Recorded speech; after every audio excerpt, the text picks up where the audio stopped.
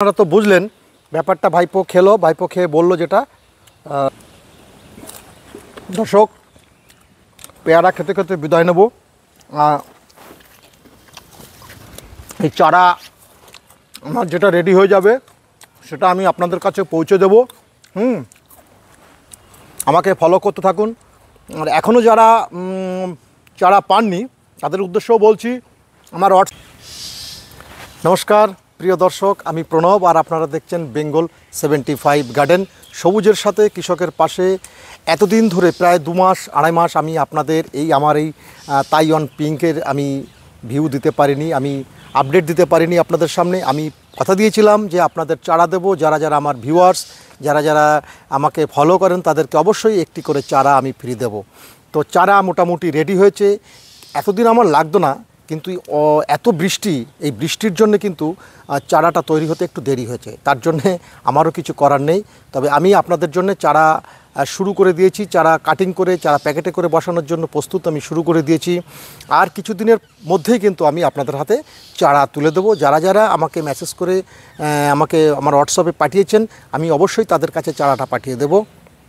তবে আগেও বলছি, এখনও বলছি, চারা একদম বিনা পয়সায়। চারার কিন্তু আমি কোনো পয়সা নেব না। তবে আপনাদের যে যাওয়ার জন্য কুরিয়ার সার্ভিসটা অবশ্যই কিন্তু এটা আপনাকে বেয়ার করতে হবে। যাই হোক, তো এবার আপনাকে আমি কিছু জিনিস দেখাই। আমার সেই চারা যেভাবে আমি করেছি সেটা একটু দেখাই। প্রথমে এই গাছটাতেই দেখাই। এটা একটু আমি বলবো আমার ভাইপোকে, ক্যামেরাম্যানকে বলবো যে এটা কিন্তু খুব ভালো হয়নি। তো এই দেখতে পাচ্ছেন এই যে গুটি করা হয়েছে, হ্যাঁ, এই যে গুটি করা হয়েছে। তবে এই শিকড়গুলো এই গাছগুলোতে আবার একটু ভালো হয়েছে। এই যে দেখুন, আমি একটু ক্লোজ করে নিশ্চিত বলবো। এই যে দেখুন কি সুন্দর কিন্তু চারা, এই যে শিকড় হয়েছে, দেখতে পাচ্ছেন এই যে শিকড় হয়ে গেছে, দেখেছেন কত সুন্দর শিকড় হয়েছে। এই যে আরও ভালো শিকড় হয়েছে। আমি একটু আসবো। আরেকটা কথা, দেখতে পাচ্ছেন আমার এখানে কিন্তু প্রচুর জল, হ্যাঁ, প্রচুর জল হয়েছে। আপনারা দেখতেই পাচ্ছেন, আমি প্রতিবেদনে দেখতেই পাবেন। তো এই পেয়ারা গাছে যদি জল জমে থাকে, পেয়ারা গাছ কিন্তু মরে না। এই একটা পেয়ারা গাছের কিন্তু একটা বিরাট অ্যাডভান্টেজ। আপনি অন্য কোনো গাছ করবেন, কাঁঠাল করবেন, অন্য চাষ করবেন, আমড়া করবেন, যাই করবেন না কেন, বেশি আপনার আম আর হচ্ছে আমার যতটুকু জানা পেয়ারা, এরা কিন্তু সহজেই জলে মারা যায় না। তো আমি একটু ক্লোজ করে নিতে বলবো, এই যে একটু আসতে বলবো। দেখুন কি সুন্দর চারা হয়েছে। তো এটাকে কাটিং করব। এটাকে কাটিং করে আমি কিন্তু এটাকে আপনাদের হাতে তুলে দেওয়ার ব্যবস্থা করব। এই চারাগুলো আমার এরকম রেডি হয়েছে। এই যে হয়েছে, এই যে হয়েছে। এবার আমি চারা করতে গিয়ে আমি কিন্তু একটু পিছিয়ে পড়েছি। মানে এই বছরটা আমার পেয়ারাটা খুব কম হবে। এটা কারণ হবে যে দেখুন আসছে, মানে আমি এবছরটা সেইভাবে তৈরি করতে পারিনি পেয়ারার জন্য। আপনাদের হাতে শুধু চারা তুলে দেওয়ার জন্য আমি কিন্তু পেয়ারাটা এবছর আমি বেশি করতে পারবো না, এবং আমার পেয়ারাটা হবেও না।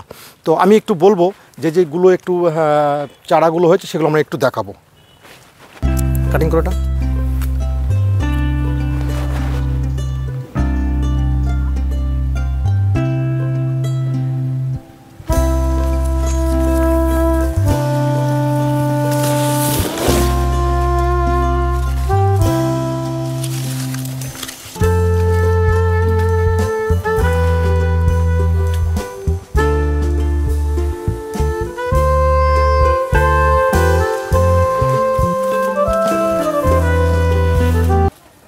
ব্যাপারটা হচ্ছে আর একটা ব্যাপার, যে আমি যতগুলো কলম করেছিলাম সবগুলোতে যে সেইভাবে সফল হয়েছে মনে হচ্ছে না। তার কারণ অতিবৃষ্টির ফলে আমার একটু সম্ভাবনা হয়েছে, একটু ক্ষতিও সম্ভাবনা হয়েছে আমার মনে হচ্ছে।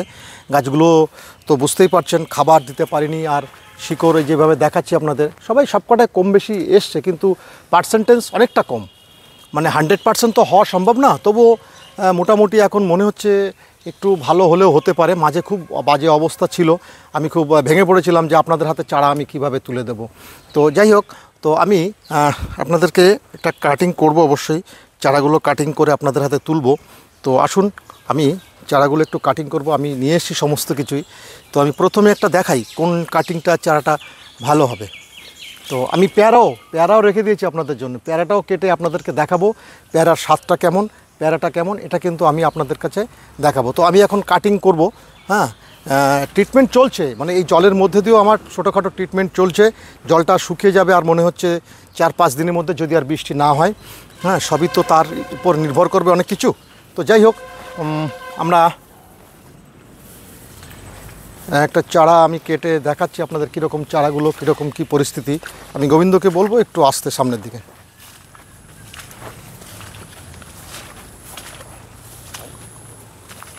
কেটে দে, এটা না আপনাকে দেখাচ্ছি। এই পেয়ারাটা তো আমার অযোগ্য, মানে এটা আমি নেব না। এটা আমি হয়তো কোনো কারণে ছিঁড়ে ফেলতে ফেলতে এটা হয়ে গেছে।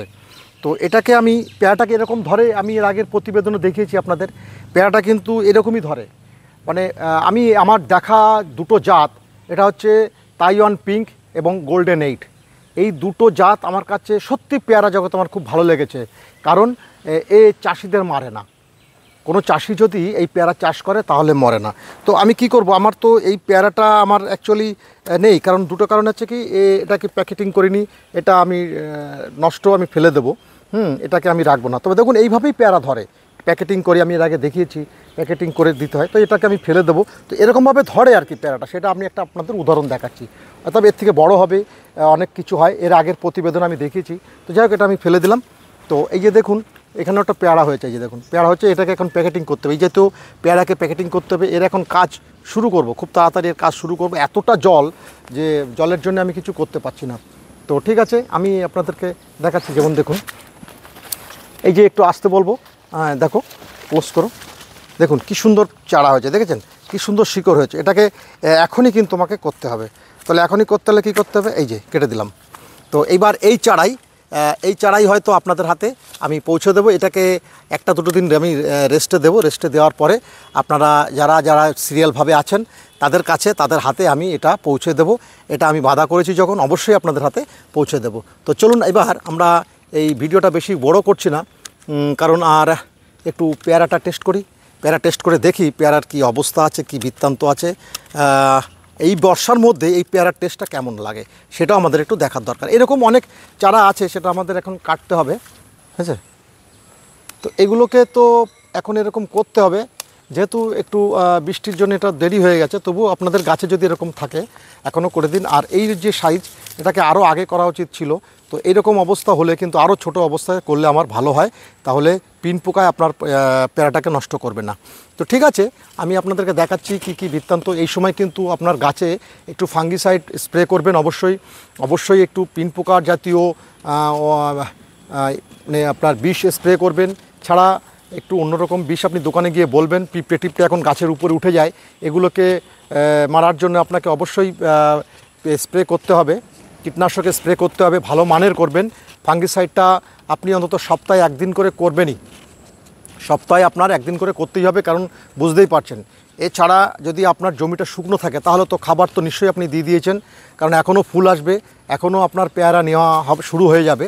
অনেকের পেয়ারা বড় হয়ে গেছে, আর আমার যেহেতু এটা করা ছিল, আমি ইচ্ছা করেই পেয়ারাটা এই বছরটা নিইনি, ঠিক আছে। আমার চারা তৈরি করব বলে, আপনাদের হাতে তুলে দেবো বলে। কিছু কিছু গাছে হয়েছে আর কিছু কিছু গাছে হয়নি, ফুল আসছে।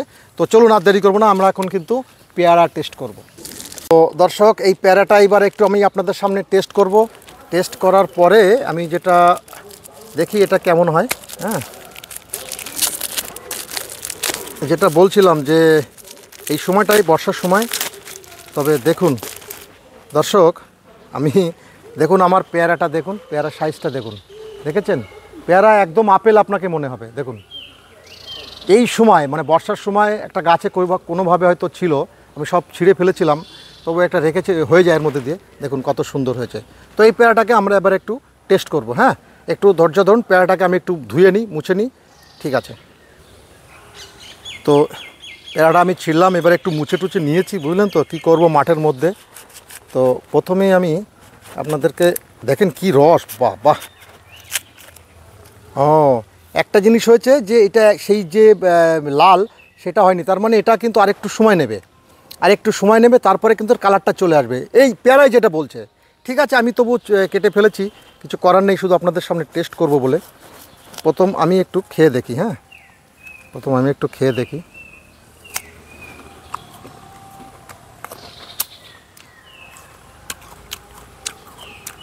অসাধারণ মিষ্টি, বিশ্বাস করুন। আমার পেয়ারা বলে কথা নয়, আমার গাছ বলে কথা নয়, কারণ আমি তো চারার ব্যবসা করি না।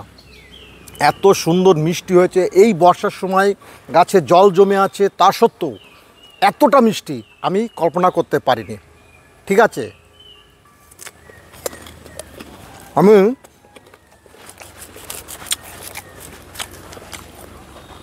আমার অপর প্রান্তে আমার ক্যামেরাম্যান আছে ভাইপো, তাকে দিয়ে একটু টেস্ট করাবো। আমি আরও লোককে দিয়ে টেস্ট করাতে পারতাম, কিন্তু বর্ষার সময় কেউ আসতে চায় না, তো বুঝতে পারছো তো। ঠিক আছে, কেটে দাও, খেয়ে দেখো ভাইপো কেমন হয়েছে।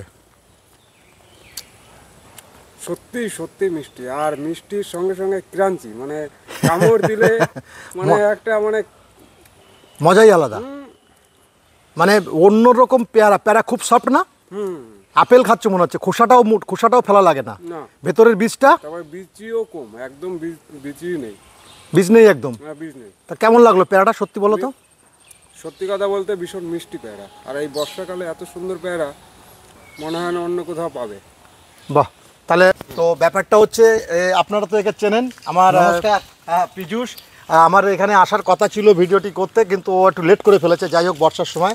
আর তার সঙ্গে এসছে কি নাম? সুমন। তোমার? সরজিৎ।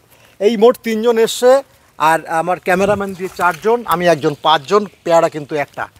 তো পেয়ারাটা আমি এখন কেটে দেখাবো, খাওয়াবো এদেরকে, এটা কী বলে। হ্যাঁ, তো দর্শক যাবেন না, আপনারা দেখুন পেয়ারাটাকে।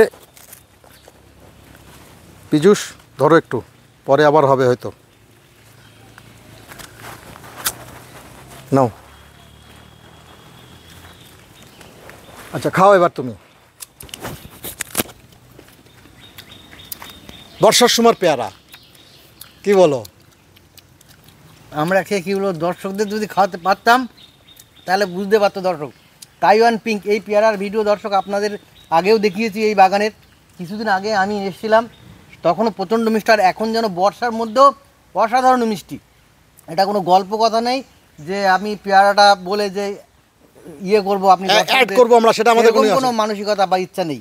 সত্যিই তাইওয়ান পিঙ্ক অসাধারণ ভ্যারাইটি, একথা আমি আগে বহুবার বলেছি, আজও আমি খেয়ে বলছি। এবং সারা ভারতবর্ষে কিন্তু তাইওয়ান পেয়ারা একটা চাহিদা, পিঙ্কের প্রচুর পরিমাণে চাষ হচ্ছে। আপনারা ছাদ বাগানে হলেও একটি করে গাছ লাগাবেন, লাগালে তখন বুঝবেন না সত্যি এই পেয়ারাটা কত সুন্দর। আচ্ছা ভাইরা বলুক, এরা তোমরা তো এসছো, তোমরা তো তোমাদের চিনিও না, তোমাদের কেমন লাগলো পেয়ারাটা? সত্যি মিষ্টি এই সময়টা? এই সময়টা আন্দাজে মিষ্টি, ব্যাপক মিষ্টি, আর ব্যাপক ভালো লাগলো, আর খোসাটাও নরম। তো দর্শক আমি যেটা বলছিলাম যে তাইওয়ান পিঙ্ক, এটা ঠিক পীযূষ যেটা বললো, যে অন্তত একটা ছাদ বাগানে লাগান। চাষ করবেন কি করবেন না সেটা আপনার ব্যক্তিগত ব্যাপার, প্রতিবেদন দেখে আপনাকে করতে বলছি না। তবে আপনি আরও 4 জায়গায় ঘুরুন, ঘুরে দেখুন, যদি সত্যি আপনার ভালো লাগে তাহলে কিন্তু অবশ্যই আপনি এই পেয়ারা চাষ করতে পারেন। দর্শক আপনারা তো বুঝলেন ব্যাপারটা, ভাইপো খেলো, ভাইপো খেয়ে বললো যেটা। দর্শক পেয়ারা খেতে খেতে বিদায় নেব। এই চারা আমার যেটা রেডি হয়ে যাবে সেটা আমি আপনাদের কাছে পৌঁছে দেব। আমাকে ফলো করতে থাকুন। আর এখনও যারা চারা পাননি তাদের উদ্দেশ্যও বলছি, আমার হোয়াটসঅ্যাপ নাম্বার হচ্ছে 9733630377। এই নাম্বারে আপনি হোয়াটসঅ্যাপ করে দেবেন আপনি, আমি কিন্তু অবশ্যই পেয়ে যাব। আপনি ঠিকানা, আপনার কোথায় বাড়ি, কী বৃত্তান্ত দিয়ে দেবেন, আর কত কী খরচ হবে আমি আপনাকে বলে দেবো, আপনি সেটা পাঠিয়ে দেবেন, আপনার কুরিয়ার আপনার বাড়ি চলে যাবে, চারা চলে যাবে।